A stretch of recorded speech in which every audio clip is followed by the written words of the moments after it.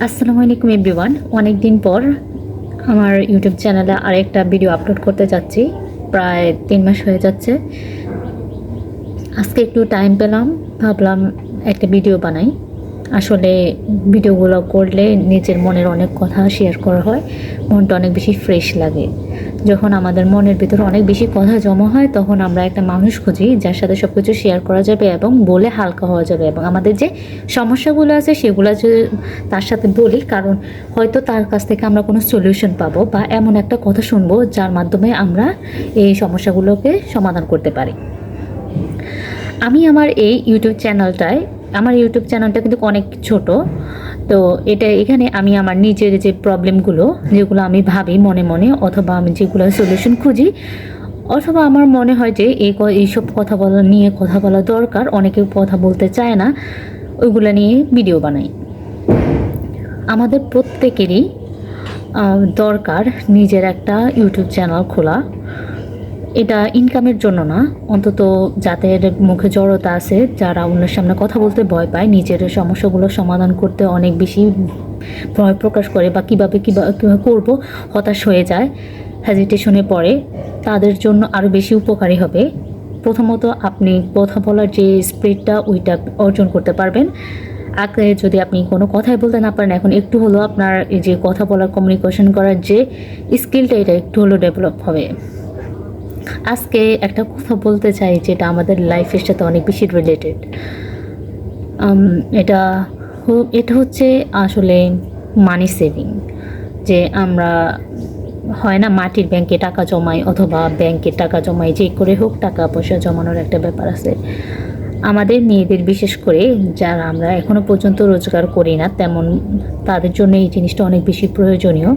আমরা ছোটোবেলায় বেশি এই জিনিসটা করতাম, যদিও আমি কেন জানি না পারি না, 500 টাকাও হইতো না, এর আগে আমি ব্যাংকটা ভেঙে ফেলতাম অথবা প্লাস্টিক রোলে কেটে ফেলতাম।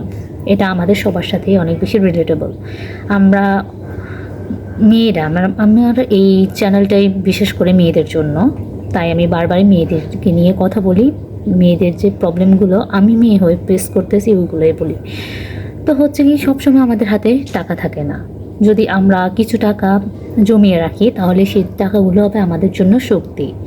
দেখেন, আমাদের যে ছোট ছোট শখগুলো, সেগুলোর জন্য আমরা অন্যের কাছে না যেয়ে, আমরা যদি একটা টার্গেট নিই যে আমার এই জিনিস পছন্দ হলো, এই ধরনের আড়ঙ্গের এই পার্সগুলা, অথবা এই জামাটা, এই বোরকাটা, এই হিসাবটা আমার খুব বেশি পছন্দ, তাহলে আমরা একটা টার্গেট রাখতে পারি যে আমার এত টাকার টার্গেট, আমার 5,000 টার্গেট অথবা 10,000 টার্গেট, আমি এত মাসের মধ্যে এগুলো ফুলফিল করব।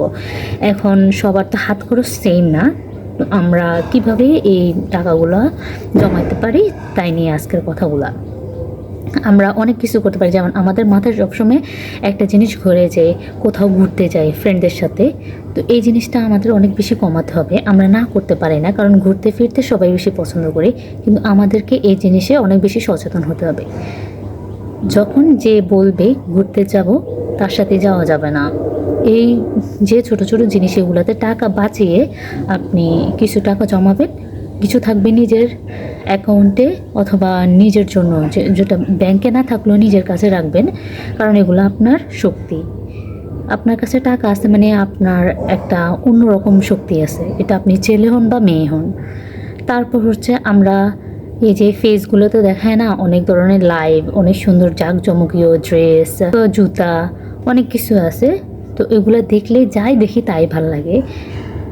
অনেক ধরনের ফেজে দেখেন আমরা মেসেজ করি, এটা কত ওইটা কত, বাজেটের বাইরে হলে আমরা ওইগুলো আবার সিন করি না। যাই হোক, এই ধরনের যে মেন্টালিটি, ওইগুলো একটু কমাইতে হবে। আপনি যত বেশি এই ধরনের ফেজকে দেখবেন, তত বেশি যাই দেখবেন আপনার ভালো লাগবে, এবং ওই জিনিসটা কেনার জন্য আপনার চেষ্টা করবেন। এর জন্য আপনি আপনার যে প্রয়োজনীয় টাকাগুলো, ওইগুলো ওইটার পিছনে খরচ করতে পারেন। বিশেষ করে করেও মেয়েরা, আমরা মেয়েরা এগুলোর পিছনে খরচও করি। যে একটা লিপস্টিক দেখলাম অনেক ভালো শেডের, অর্ডার করে ফেললাম, অথবা একটা আইলাইনার দেখলাম, অথবা একটা হিসাব দেখলাম। তো এইসব জায়গায় ছোট ছোট চেঞ্জ আমাদের আনতে হবে আমার মনে হয়। এইসব জায়গায় যদি আমরা একটু ছোট ছোট চেঞ্জ আনি, তাহলে আমরা লাইফে অনেক ভালো একটা দিক করতে পারবো, যারা আমরা আসলেই এখনও পর্যন্ত ওই লেভেলের ইনকাম করি না। এই ছোট ছোট, অনেকের কাছে এটা অনেক ছোট লাগতে পারে, যে কি আর হবে 5,000 টাকা জমায় 10,000 টাকা না, এটা আসলে অনেক বেশি শান্তির, কারণ আপনি এটা নিজে জমাইছেন। যেমন ছোটোবেলায় আমরা অল্প 200-300 বা 500 টাকা জমাইলেও অনেক বেশি মনে করতাম না, আসলে এটা নিজের যেটা জমাবেন সেটা অলওয়েজ বেশি মনে হবে, এবং এটা আপনি আপনার নিজের কোনো পছন্দের কাজে লাগাইতে পারবেন। আপনি 500 টাকা 1,000 টাকা দিয়ে আজকে এখানে গেলেন, কালকে ওইখানে গেলেন, ঘুরলেন ফিরলেন বা এটা কিনলেন ওইটা কিনলেন, এগুলো না করে অন্তত 5-6 মাস আপনার একটা টার্গেট থাকবে যে আমি এগুলো কিচ্ছু করব না, আমি এই পরিমাণ টাকা জমাবো, আমি একটা আমার ড্রিম ফুলফিল করবো, একটা ভালো জিনিস করবো। এই জন্য আমরা বলি যে কোয়ালিটি আর কোয়ান্টিটি। দেখেন আপনি কোয়ালিটি নাই এমন অনেক জিনিস কিনলেন, আর আপনার অন্য একটা বান্ধবী কোয়ালিটিওয়ালা একটা জিনিস কিনলো, তাহলে কোন জিনিসটা সবচেয়ে বেশি ভালো হবে আপনি জানেন? আপনার বান্ধবীর জিনিসটা। আপনার বান্ধবী ওই জিনিসটা সব জায়গায় ইউজ করতে পারবে, কিন্তু আপনার যে কোয়ালিটি ছাড়া যে জিনিসপত্রগুলো ওগুলো অল্প কয়েকদিনের মধ্যে নষ্ট হয়ে যাবে, আর কম দামি জিনিস সবাই চেনে। সো কিনবেন একটু লেট করে কিনেন, টার্গেট নিয়ে কিনেন, ভালো জিনিস কিনবেন। আর এই ছোটো ছোটো জিনিসগুলো যখন আপনার ভিতরে একটা হ্যাবিটের মতো হয়ে যাবে, তখন আপনার লাইফে অনেক বেশি চেঞ্জেস দেখতে পারবেন। আমরা আসলে অনেক জিনিসকে অনেক বেশি ছোট করে দেখি, বলি যে এটা করলে কী হবে, ওটা করলে কী হবে, কিন্তু আদতে আমাদের লাইফে এইসব জিনিসগুলো এইভাবেই কাজ করে। অনেক ছোট ছোট জিনিস থেকে দেখেন, একটা স্মোকার কিন্তু একদিন স্মোকার হয় না, এরা আজকে একদিন কৌতূহলবশত খেলো, তারপর আবার ধীরে ধীরে বাড়লো, এভাবে বাড়তে বাড়তে একদিন সে অনেক খারাপ নেশায় আসক্ত হয়ে যায়। সেম আমাদের ক্ষেত্র, যে আমরা ছোটো ছোটো বদ অভ্যাসগুলোকে যদি বদলাতে পারি, তাহলে আমাদের লাইফে অনেক বেশি সুন্দর কোনো কিছু আমরা বয়ে আনতে পারবো। আমি অনেককেই দেখেছি যারা গৃহিণী, তারা অনেক টাকা জমায় এটা সেটা, তো অনেকেই বলে যে আপনি যদি শখের বয়সে আপনি আপনার শখগুলো পূরণ করতে না পারেন, এই টাকাগুলো জমিয়ে আপনার লাভ কী হবে? আপনার এমন একটা সময় আসবে তখন আপনার এই টাকাগুলো দিয়ে আপনি যদি একটা লাল বেনারসি পরেন, অথবা এমন কিছু পরেন যে একটা 20-25 বছরের মেয়েকে মানায়, তখন কি আপনাকে এগুলো শোভা পাবে? মানুষ কি আপনাকে নিয়ে হাসাহাসি করবে না? অবভিয়াসলি নিজের শখকে প্রায়োরিটি দিতেই হবে। কিন্তু ধরেন আপনার কাছে 6,000 টাকা আছে, আপনি কি 6,000 টাকায় আপনার শাড়ি চুড়ি এগুলা কেনার পেছনে লাগাবেন? অবশ্যই না। আপনার উচিত হবে অন্তত 2,000 টাকা বা 3,000 টাকা হলো এগুলাকে সরিয়ে রাখা, এগুলাকে জমিয়ে রাখা। আর ওগুলা দিয়ে আপনার যেটা খুবই প্রয়োজনীয়, যে জিনিসটা আপনার খুবই প্রয়োজনীয়, ওই জিনিসটা কিনবেন। ধরেন আপনার শাড়ি এনাপ আছে, বাট আপনার হাতে চুড়ি কালেকশন কম, অথবা আপনার এখন খুবই ইচ্ছা করতেছে চুড়ি নিতে, তখন আপনি চুড়ি নিতে পারেন। কিন্তু আপনার সব জিনিস ভালো লাগে, আপনার সব জিনিস কিনতে হবে এই টাকা সবগুলো দিয়ে, তাহলে এই মেন্টালিটি রাখলে আপনার কাছে যত টাকাই থাকুক না কেন, আলটিমেটলি কোনো কিছু টিকবে না। মেয়ে মানুষের, আমি আমার যে ইউটিউবের চ্যানেলে যে ভিডিওগুলো দিয়েছি, এর মধ্যে ম্যাক্সিমাম আমি বলেছি মেয়েদের টাকা মেয়েদের শক্তি। শুধু মেয়েদের না, একটা মানুষের কাছে যদি নিজের টাকা থাকে, নিজের আর্নিংয়ের টাকা থাকে, অথবা নিজের সেভিংয়ের টাকা থাকে, সেটা হচ্ছে তার শক্তি।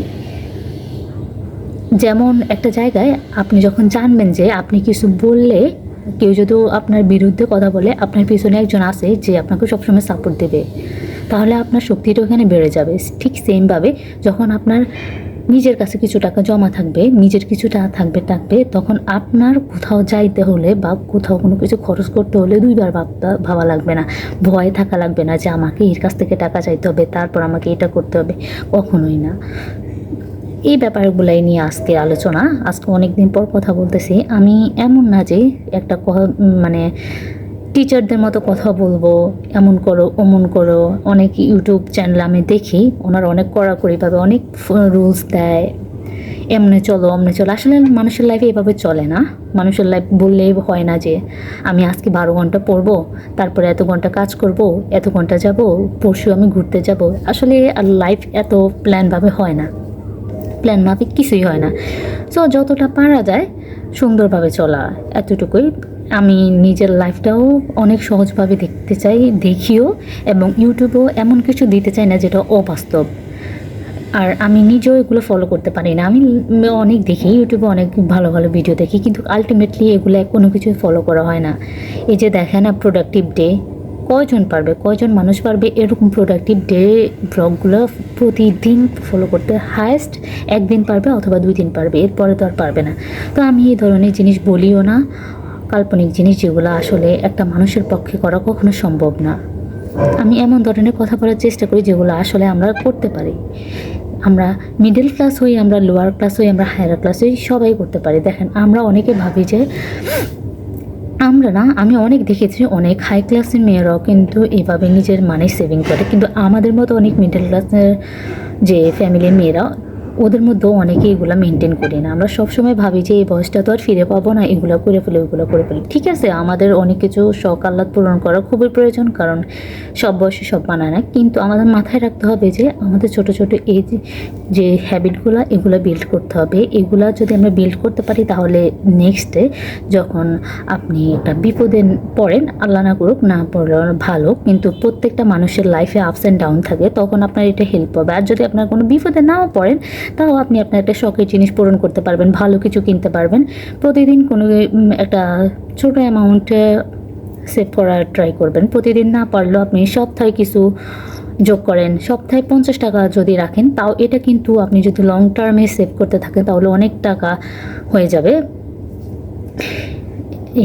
এগুলাই আপনাদের সাথে শেয়ার করার ছিল। আল্লাহ হাফেজ। আশা করি আরও নতুন নতুন টপিক নিয়ে কথা বলবো, এবং আমার মধ্যে অনেক ধরনের ভুল আছে, আমি অনেক ধরনের কথা উল্টাপাল্টাও বলতে পারি। আপনারা সেটা ক্ষমা দৃষ্টিতে দেখবেন, এবং ধীরে ধীরে আমি একটা ভালো টপিক নিয়ে কথা বলার চেষ্টা করব। আর আমি ভাবতেছি যে বুক রিভিউ করাটা অনেক বেশি ভালো একটা দিক। এগুলো যদি আমরা এই ধরনের ভিডিও যদি শুরু করি তাহলে আমার মনে হয় অনেকগুলো বই পড়া হবে এবং অনেক নলেজ গ্যাদার করা যাবে। দেখা যাক, অনেক কিছু মাথায় আসে, কিন্তু সবসময় তো আর প্ল্যান মাফিক কিছু হয় না, আমি বলে না। আর আগে আমার বই পড়তে অনেক বেশি ভালো লাগতো, ইদানিং আমার কোনো বই পড়তেও ভালো লাগে না। সেটা যদি হয় ইসলামিক বইও খারাপ কি, সেটা যদি একটা গল্পের বই তাও খারাপ কি, প্রত্যেকটা বইয়ের পিছনে একটা ভালো দিক একটা খারাপ দিক অবশ্যই থাকবে। আর সো বই পড়লে কেউ দেউলিয়া হয় না, এটা সত্য কথা। বই কিনলেও কেউ দেউলিয়া হয় না, আর বই পড়লে আপনি অবশ্যই কোনো না কোনো জিনিস অবশ্যই শিখবেন। আমার অনেক আপুরা বলে যে বই রিভিউ যে ওই টাইপের ভিডিওগুলো তুমি মেক করতে পারো, যদিও আমি ওই রকমভাবে পারি না, কিন্তু আমি চেষ্টা করব। অবশ্যই ডিফারেন্স জিনিস ট্রাই করা আসলে অনেক সুন্দর জিনিস। আশা করি আপনারা আমার পাশে থাকবেন। তো এতটুকুই। অবশ্যই চ্যানেলটাকে সাবস্ক্রাইব করে রাখবেন এবং একটা লাইক দিয়ে রাখবেন। ধন্যবাদ সবাইকে।